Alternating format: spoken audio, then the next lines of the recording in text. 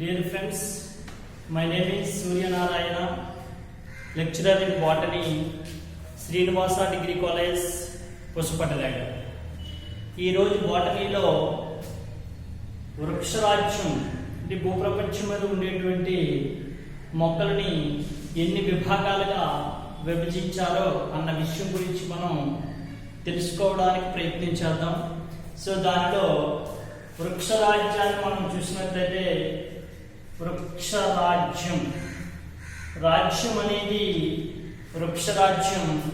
ఈ వృక్షరాజ్యం అనేది రెండు ఉపరాజ్యాలుగా విభజించబడిందండి. రెండు ఉపరాజ్యాలు. అందులో ఒకటి క్రిప్టోగాములు అంటాము. క్రిప్టోగాములు అని చెప్పి అంటాము. రెండోది ఫానిరోగాములు అంటాము. ఫానిరోగాములు అంటే వృక్షరాజ్యం అనేది క్రిప్టోగాములు గాను ఫానిరోగాములు గాను అని రెండు ఉపరాజ్యాలుగా విభజించబడింది. మరి అదేవిధంగా క్రిప్టోగాములు చూసాం అనుకోండి. క్రిప్టోగాములలో మరలా మూడు విభాగాలుగా విభజించబడిందండి క్రిప్టోగాములకు సంబంధించి. అవేంటి అంటే థాలోఫైటా మొక్కలు అంటామండి. థాలోఫైటా అదేవిధంగా బ్రయోఫైటా టెరిడోఫైటా అని మూడు విభాగాలుగా విభజించడం జరిగింది క్రిప్టోగాములను. మరి ఈ ఫానిరోగాములు తీసుకున్నాం అనుకోండి. ఈ ఫానిరోగాములలో స్పెర్మటోఫైటా అనే విభాగాన్ని మాత్రమే ఉంచడం జరిగింది. స్పెర్మటోఫైటా అని చెప్పి అంటాం. మరి ఈ విభాగాలకు వచ్చేసి వీటిలో మరలా ఉప విభాగాలు ఉంచడం అనేది జరిగింది. అవి చూస్తే థాలోఫైటా తీసుకున్నాం అనుకోండి. థాలోఫైటాని రెండు ఉప విభాగాలుగా విభజించడం జరిగిందండి. అవి శిలీంధ్రాలు అదేవిధంగా శిలీంధ్రాలు మరియు శైవలాలు అనే రెండు ఉప విభాగాలు. ఈ రెండు కూడా థాలోఫైటా వర్గానికి సంబంధించినవి, థాలోఫైటా విభాగానికి సంబంధించినవి. మరి స్పెర్మటోఫైటా తీసుకున్నాం అనుకోండి. స్పెర్మటోఫైటాను మళ్ళా వివృత బీజాలు మరియు ఆవృత బీజాలుగా విభజించడం జరిగిందండి. వివృత బీజాలు మరియు ఆవృత బీజాలుగా విభజించడం జరిగింది. మరి ఆవృత బీజాలను మనం పరిశీలించినట్లయితే ఆవృత బీజాలలో ఏకదళ బీజ మొక్కలు అనేవి ఉంటాయి. ఏకదళ బీజ మొక్కలు మరియు ద్విదళ బీజ మొక్కలు అనేవి ఉంటాయి. ద్విదళ బీజ మొక్కలు అనేవి ఉండడం అనేది జరుగుతుంది.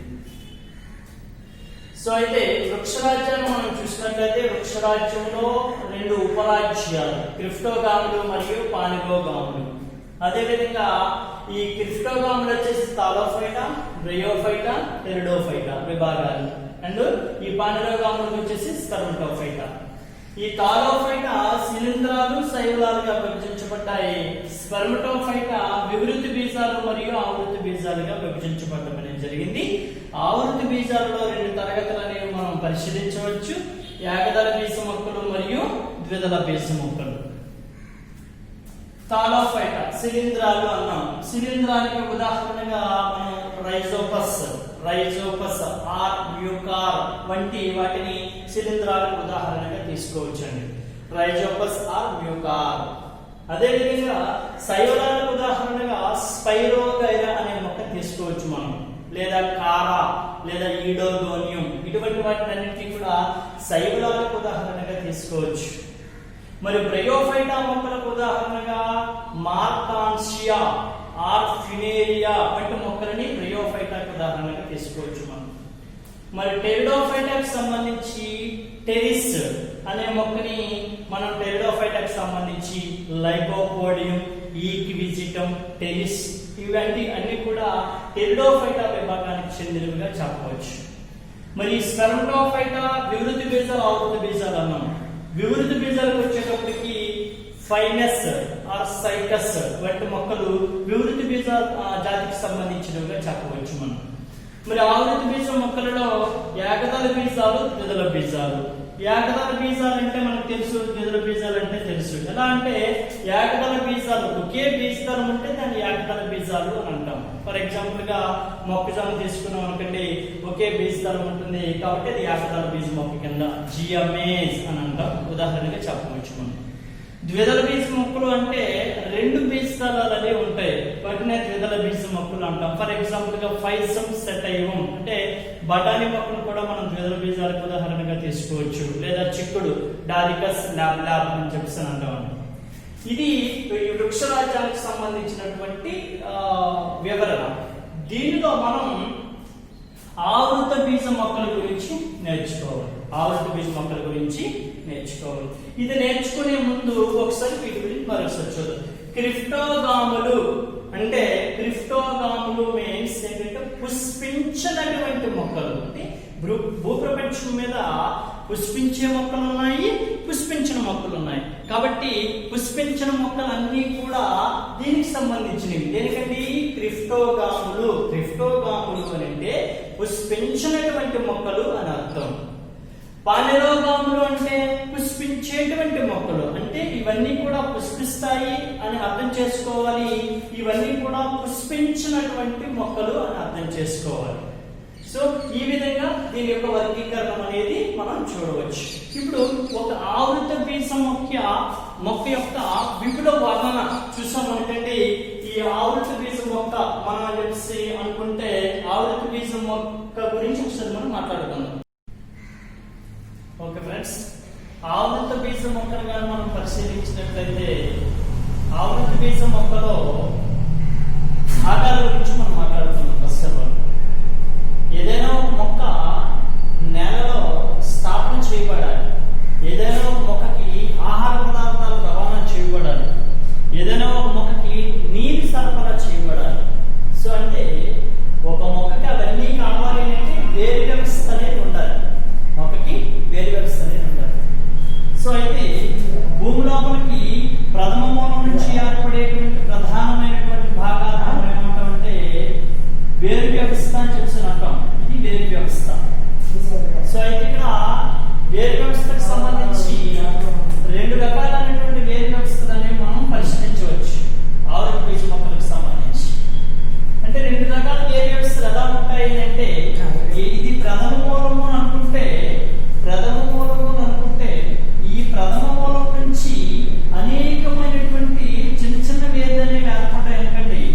ఇటువంటి ఈ వేరు వ్యవస్థను ఏమంటామంటే పీచు వేరు వ్యవస్థ అని అంటామండి. ప్రథమ మూలం నుంచి అనేకమైనటువంటి పిల్ల వేర్లు అనేవి ఏర్పడితే దాన్ని పీచు వేరు వ్యవస్థ అంటాం. అలా కాకుండా మరి ఆవృత బీజ మొక్కలకు సంబంధించి ద్విదళ బీజ మొక్కలు తీసుకున్నాం అనుకోండి. ప్రథమ మూలం నుంచి ఒకే ప్రధానమైనటువంటి వేరు వ్యవస్థ అనేది ఏర్పడుతుందండి. ఒకే ప్రధానమైనటువంటి వేరు వ్యవస్థ ఏర్పడితే దాన్ని మనం తల్లి వేరు వ్యవస్థ అని అంటాం. తల్లి వేరు వ్యవస్థ. సో అంటే ఇక్కడ ఆవృత బీజ మొక్కలలో రెండు రకాల వేరు వ్యవస్థలు అనేవి మనకు కనిపిస్తాయి. ఒకటి పీచు వేరు వ్యవస్థ, రెండు తల్లి వేరు వ్యవస్థ. ఎక్కువ వేర్లు ఉంటే సన్నగా ఉండి చిన్నగా ఉండేటువంటి వేర్లు మనం పీచు వేరు వ్యవస్థ అంటామండి. అలా కాకుండా ప్రథమ మూలం నుంచి ప్రధానమైనటువంటి వేరు వ్యవస్థ ఏర్పడితే దాన్ని తల్లి వేరు వ్యవస్థ అని అంటాం. ఇది మొక్కను నేలలో స్థాపన చేయడానికి ఉపయోగపడుతుంది. నెక్స్ట్ అదే ప్రథమ మూలం నుంచి భూమి యొక్క వాయుగత భాగంలోనికి అంటే వెలుపల వైపు పెరిగినటువంటి ఈ ప్రథమ భాగాన్ని ఏమంటామంటే మనం కాండము అని అంటామండి. ఇది కాండము అని చెప్పి అంటాం. ప్రథమ మూలం నుంచి వాయుగతంగా పెరిగేటువంటి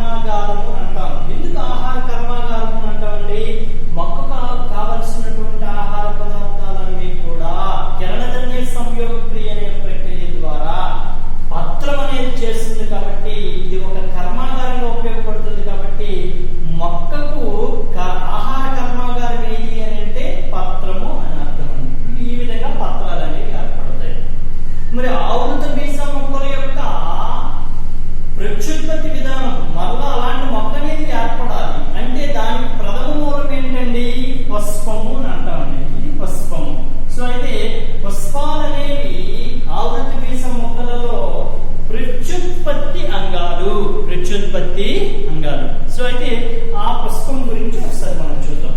రైట్, ఈ పుష్పాన్ని విపులంగా వివరించడానికి మీకు ఇక్కడ ఒక డయాగ్రామ్ వేయడం జరిగింది. సో దీన్ని పరిశీలించినట్లయితే ముందుగా దీనిలో ఉండేటువంటి భాగాల గురించి మనం మాట్లాడుకుందాం. సో ఈ పుష్పం తీసుకుంటే ఈ పుష్పంలో ఈ మొదటగా ఉండేటువంటి ఈ భాగాన్ని పుష్ప వృంతము అని అంటామండి. పుష్ప వృంతము అని చెప్తాను అంటామండి. ఈ పుష్ప వృంతానికి పైభాగంలో ఉండేటువంటి ఈ భాగాన్ని అంతటిని కూడా ఏమంటామండి? తలమస్ అంటే పుష్పాసనం అని చెప్పేసి అంటామండి. పుష్పాసనం అని అంటాము. ఈ మొదటి భాగాన్ని పుష్ప వృంతము అని అంటాము. దానికి పైన వెడల్పుగా ఉండే ఈ భాగాన్ని పుష్పాసనం అని చెప్పేసి అంటాము. ఈ పుష్పాసనం పై భాగాన్ని తీసుకుంటే ఈ పుష్పంలో ఇక్కడ దీనిని ఆకుపచ్చగా ఉంటుంది. సో రక్షక పత్రావళి అని అంటామండి. రక్షక పత్రావళి.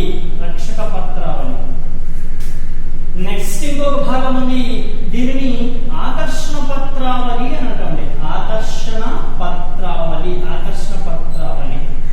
నెక్స్ట్ ఇంకొక భాగం ఉంది, దీనిని కేసరావళి అంటామండి. కేసరావళి.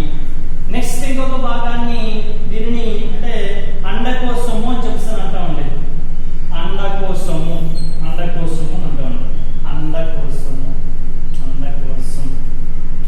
సో అదే విధంగా దీనిని కేశర దండము అంటామండి. కేశర దండము. దీనిని పరాగకోశము అంటామండి. పరాగకోశం. దీనిని కీలాగ్రము అంటామండి.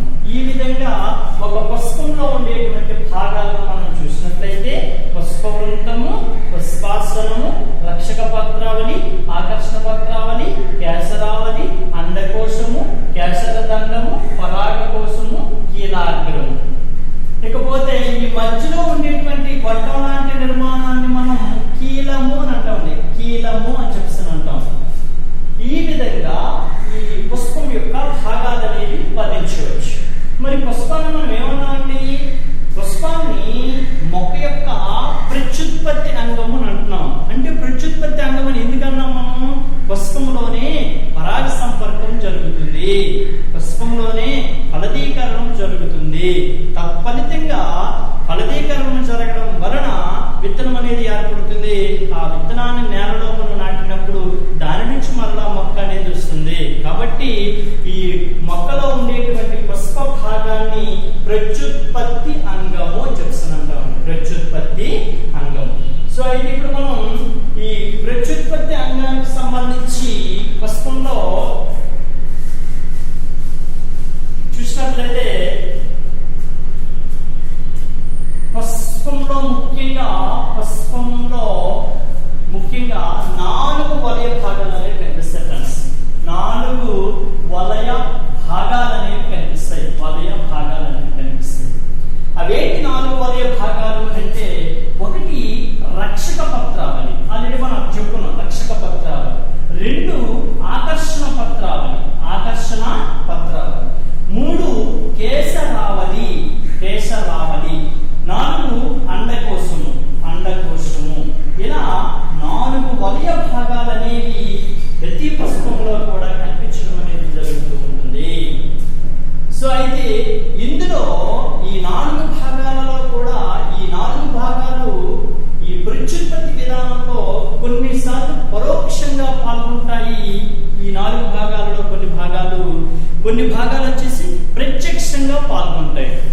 అన్న దానిని బట్టి మనం వీటిని మరలా ఎలా విభజించవచ్చు అని అంటే, అనావశ్యక పుష్పాంగాలు, అనావశ్యక పుష్పాంగాలు గాను, అదే విధంగా ఆవశ్యక పుష్పాంగాలు గాను విభజించవచ్చు. ఓకే, అనావశ్యక పుష్పాంగాలు మరియు ఆవశ్యక పుష్పాంగాలుగా పుష్పంలో ఉండేటువంటి 4 వలయ భాగాలని మనం విభజించవచ్చు.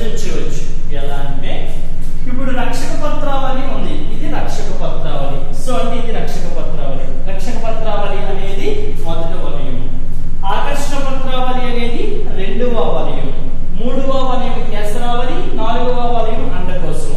ఈ 4 వలయ భాగాలలో అనావార్షిక పుష్పాంగాలని వేటిని అంటామంటే రక్షక పత్రావళి ప్లస్ ఆకర్షణ పత్రావళి. ఈ రెండింటిని మనం అనావశ్యక పుష్పాంగాలు అంటాం. అనావశ్యక, అంత అవసరమైనవి కావు.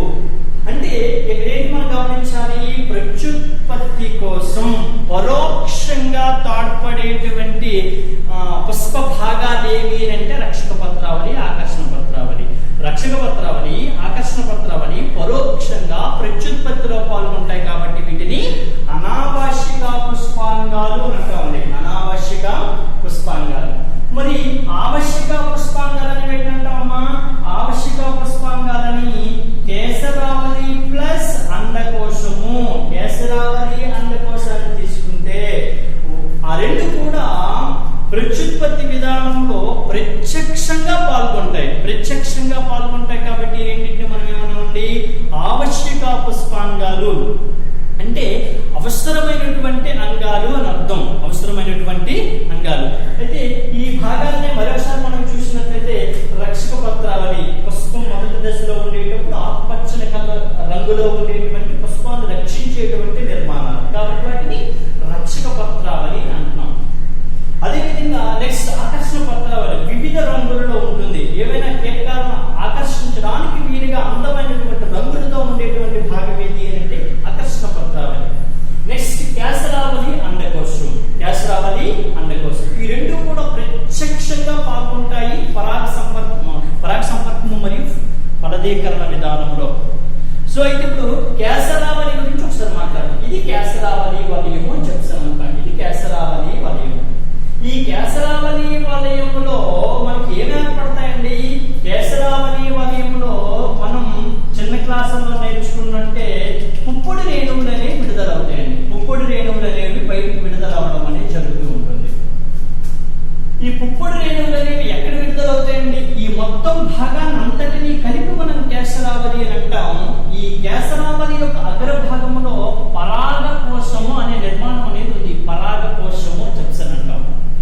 ఈ పరాగకోశంలో దుమ్ము, తూరి కణాలు లాంటి చిన్న నిర్మాణాలు అనేవి మనకు కనిపిస్తాయి. వాటిని ఏమంటామండి? పరాగ రేణువులు అని చెప్తానంటాం. పరాగ రేణువులు అంటే పరాగ రేణువులు అనేవి ఎక్కడ విడుదలవుతాయి? మనకి కేసరావళి భాగంలో పరాగకోశంలో పరాగ రేణువులు అనేవి విడుదలవుతాయి. కాబట్టి పరాగ రేణువులు ఏమంటామంటే పురుష బీజ కణాలు అని అంటామండి. పురుష బీజ కణాలు అంటే పురుష లైంగిక అవయవం ఏది మొక్కలు అంటే పరాగకోశం. పరాగకోశం అనేది పురుష లైంగిక అవయవంగా పరిగణించబడుతుంది మొక్కలలో. ఎందుకంటే పరాగ రేణువులు అనే పురుష బీజ కణాలని విడుదలవుతాయి కాబట్టి. పరాగ రేణువులనే పురుష బీజ కణాలని విడుదలవుతాయి కాబట్టి. నెక్స్ట్ ఇంకేముందండి? అండకోశం. అండకోశాన్ని ఏమంటామంటే స్త్రీ లైంగిక అవయవము అని అంటాం. స్త్రీ లైంగిక అవయవము. ఇలా వస్తే ఈ 1, 2, 3, 4 ఈ 4వ వలయ భాగాన్ని మనం అండకోశము చెప్తానంటాం. అండకోశము. ఈ అండకోశంలో పెండకోశం అనేది ఉంటుంది. పెండకోశంలో స్త్రీ బీజకణం అనేది ఉంటుంది. కాబట్టి దీన్ని ఏమంటామంటే స్త్రీ లైంగిక అవయవము అని చెప్తానంటామండి. స్త్రీ లైంగిక అవయవం అని చెప్పి దేన్నంటామంటే అండకోశమును అంటాము. పురుష లైంగిక అవయవం అని పరాగకోశముని అంటాం అన్నమాట. అయితే ఇప్పుడు మనకి ఇక్కడ ఏం జరుగుతుంది అని అంటే పరాగ సంపర్కం అనేది జరుగుతుంది. ఈ పుష్పంలో పరాగ సంపర్కం అనేది ముందుగా జరుగుతుంది ఫలదీకరణానికి ముందు. మరి పరాగ సంపర్కం అంటే ఏమిటి? పరాగ సంపర్కం అంటే ఈ పరాగకోశంలోని పరాగ రేణువులు అనేవి కీలాగ్రాన్ని చేరుతాయండి. ఈ పరాగకోశంలోని పరాగ రేణువులు కీలాగ్రాన్ని చేరితే దానినే మనం పరాగ సంపర్కం అని అంటాం. పరాగ సంపర్కం. ఈ పరాగ సంపర్కాన్ని ఇంకా మరి కొద్దిగా చూసినట్లయితే 2 రకాలుగా ఉంటుంది మనకి. ఎలాంటి? పరపరాగ సంపర్కము మరియు ఆత్మ పరాగ సంపర్కము. పరపరాగ సంపర్కము మరియు ఆత్మ పరాగ సంపర్కము. పరపరాగ సంపర్కం తీసుకున్నాం అనుకోండి. ఒక పుష్పంలోని పరాగకోశంలోని పరాగ రేణువులు వేరొక పుష్పంలోని కీలాగ్రాన్ని చేరితే దానిని పరపరాగ